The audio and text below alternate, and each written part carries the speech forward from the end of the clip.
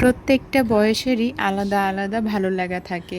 এক এক বয়সে এক এক রকম খাবার খেতে যেমন ভালো লাগে, একইভাবে এক এক বয়সে এক এক কাজ করতে ভালো লাগে। জীবনের কোনো এক বয়সে যেমন শুয়ে বসে আলসেমির মাধ্যমে সময় কাটাতে ভালো লাগে, ঠিক একইভাবে কোনো এক বয়সে আবার সকাল সকাল ঘুম থেকে উঠে বাইরে একটু হাঁটাহাঁটি করতে ভালো লাগে। ফ্রেশ বাতাসে একটু শ্বাস নিতে খুব ইচ্ছে করে। হ্যালো এভরিওয়ান, আসসালামু আলাইকুম। কি অবস্থা সকলের? আশা করি সকলেই খুব ভালো আছেন। আলহামদুলিল্লাহ, আমি আপনাদের সকলের দোয়া ও শুভকামনায় খুব ভালো আছি।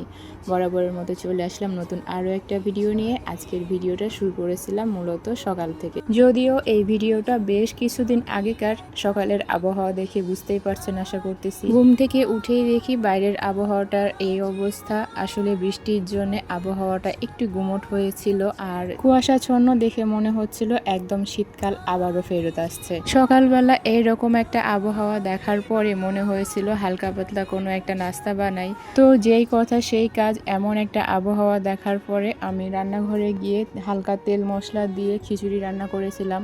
যদিও সেই ক্লিপটা আমার আর নেওয়া হয় নাই।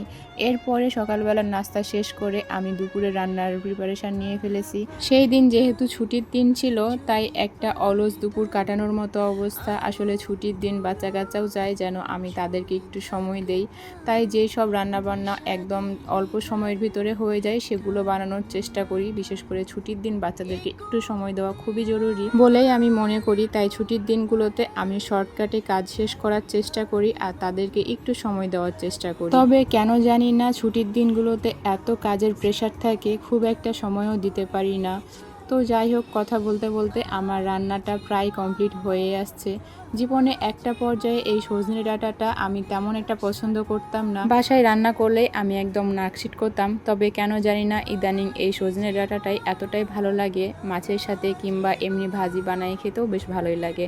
মাঝে মাঝে খাওয়া হয়, আসলে বাজারে পেলেই আর কখনো ছেড়ে আসা হয় না, এইরকম একটা অবস্থা। আমার সজনে ডাঁটার ভাজিটা একেবারেই রেডি। আর যদি কোনো ভাজি রান্না করা হয় সেই সাথে যদি একটু ডাল না থাকে তাহলে কি ভালো লাগে। তাই তো আমি ডালও রান্না করে নিয়েছি আর আমার ডালে বাগারও দেওয়া শেষ। এবার আমার অলস দুপুরের একদম হালকা পাতলা লাঞ্চ রেডি। যদিও আমি এর সাথে ডিম ভাজা করেছিলাম, সেই ক্লিপটা আর নেওয়া হয় নাই। আসলে সব সময় ক্লিপ নেওয়াও হয় না।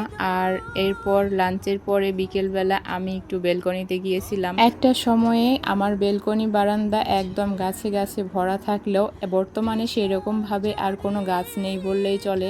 হাতে গোনা কয়েকটা গাছ রয়েছে, সেগুলোতে আসলে কুড়ি আসছে কিনা সেটাই দেখছিলাম। সন্ধ্যা পর্যন্ত বেলকনিতে কাটানোর পরে আমি সন্ধ্যার আজানের পরে 1 কাপ মশলা চা খেতে খেতে আজকের ভিডিওটা এই পর্যন্ত শেষ করছি। দেখা হচ্ছে পরবর্তী ভিডিওতে। আল্লাহ হাফেজ।